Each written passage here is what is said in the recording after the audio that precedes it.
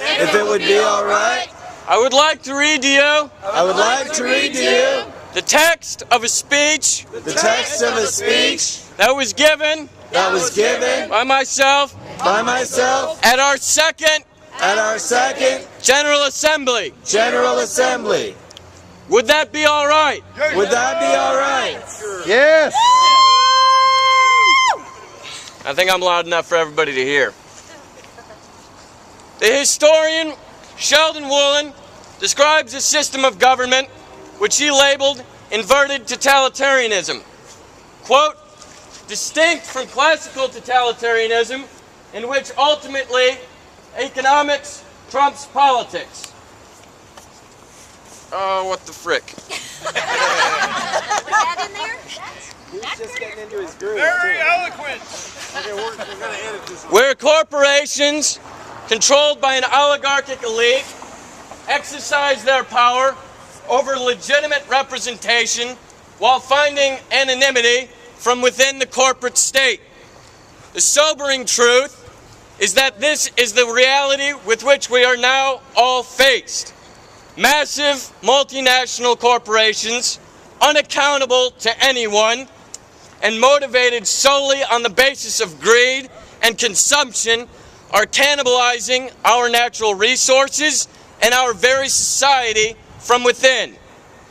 With the shrewd manipulation of traditional mass media, no offense to those of you who are here, and the hollowing out of our already anemic liberal institutions that had for generations acted as an outlet for the legitimate airing of grievances and hopes of social reform, this oligarchic elite has hijacked our democracy and essentially led a coup d'etat in slow motion. Amen.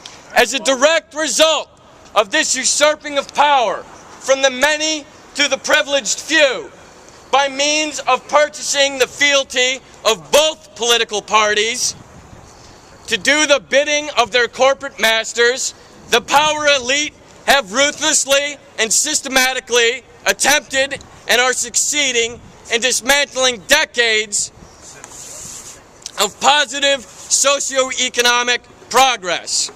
They have outsourced the labor of manufacturing products that were designed in this country because of sheer greed and a total disregard for the human race, characterized by companies like Goldman Sachs, Bank of America, Harvest, Chase, and their compatriots, even down to BP and Apple, who has repeatedly had to install safety nets in their Chinese factories due to inhumane working conditions and ritualistic suicide of their workers. They manipulate the value of our labor and currency through the employment of wild speculation and derivative markets, while demanding that they deserve and are entitled to more. 2 centuries ago in this nation, speculation was outlawed and carried with it a punishment by public hanging. Now, I'm not advocating violence, and as a veteran I know violence is a disease upon our society. I am, however, saying that in 2008, they held the world economy and the American people hostage with the threat of total economic meltdown, while simultaneously looting our treasury and our tax dollars. The bank bailout marked the single largest upward transfer of wealth in American history, in which the top 1% in liquid capital and assets, as well as land acquisition, control more wealth than the bottom 90% of us combined. The top 400 individuals' net worth is collectively larger than the bottom 150 million Americans. Income inequality has not been this bad in the United States since the Gilded Age of the late 19th century. The simple truth is that they have gambled away our money, our future, and are demanding that we continue to pay the burden of their failures while they record record profits and pay little to no taxes. They have at the same time created a permanent war economy fueled by the exponential growth of the military-industrial complex since Reagan and continued to its staggering proportions under the Bush administration, and for decades have manipulated the consent of the American people with the tactics of fear, a manufactured fear imposed upon us for the past decade, combined with corporate media, which turns consumerism and greed into compulsions. It commodifies and exploits all natural resources until exhaustion and dehumanizes every individual by reducing their value to the whims of the market. It's as if Wall Street believes dollar signs are intertwined with their DNA, and that gives them a false sense of genetic superiority derived from an inherited or plundered wealth. They, the corporate oligarchy, Wall Street, are directly responsible for the explosion of our federal deficit. They benefit from massive government subsidies and give little to nothing in return. They are directly profiting off the continued occupation of Afghanistan and Iraq, along with the various proxy wars in Pakistan, Yemen, and Libya, just to name a few. And Afghanistan has now become officially a longer-running foreign war than Vietnam by more than 2 years.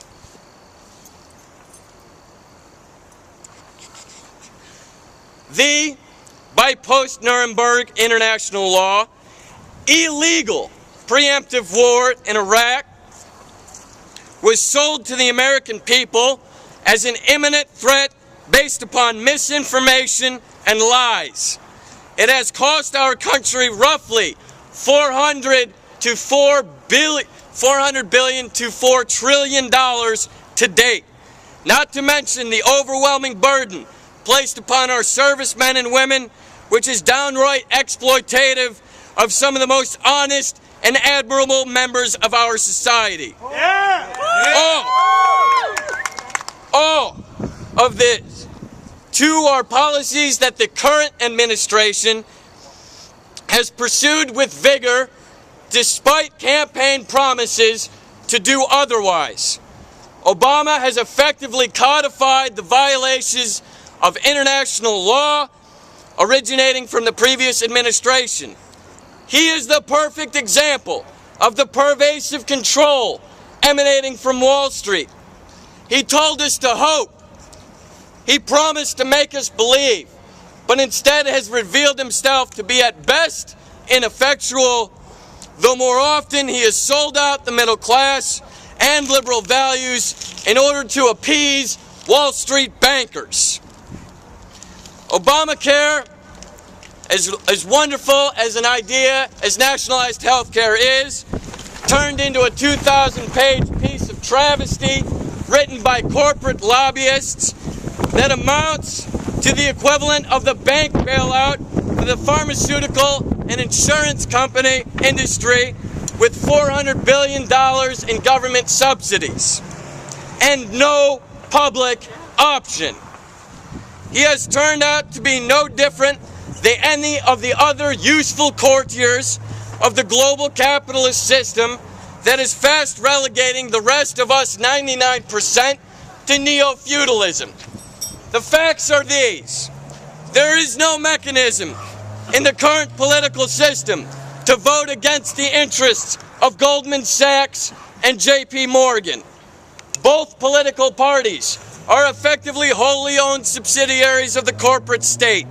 And now these same corporatists who have hijacked our democracy, who exploit human beings in the natural world purely for profit, who have hollowed out the manufacturing sector of the United States, who, if unchecked, would seek to fully exploit our nation without regard to environmental impact or human suffering, who actively and without ceasing attempt to manipulate the American citizenry with disinformation and distraction to get us to turn on one another and to vote against our own best interest. They have blamed teachers and public unions. They have blamed hard-working, honest, ordinary Americans whose only crime has been faithfully doing their job and collectively bargaining for better pay and treatment.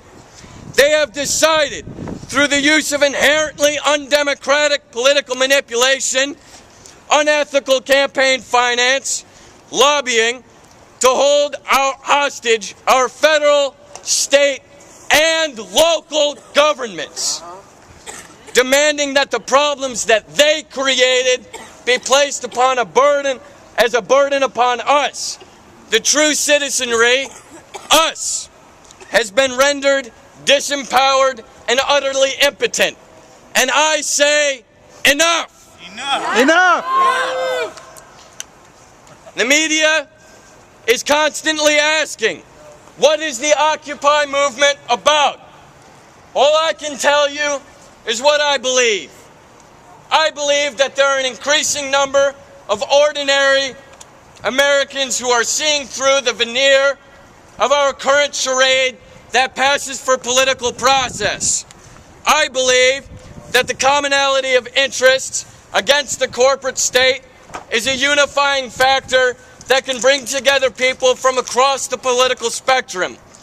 Libertarians like my roommate, who helped me draft this, to individuals like myself that come from a union family, I believe that as long as we, the 99%, are continually motivated by love and compassion, and remind ourselves that as long as we are people willing to raise our voice and use our bodies in civil disobedience, then the eternal flame of hope has not been extinguished.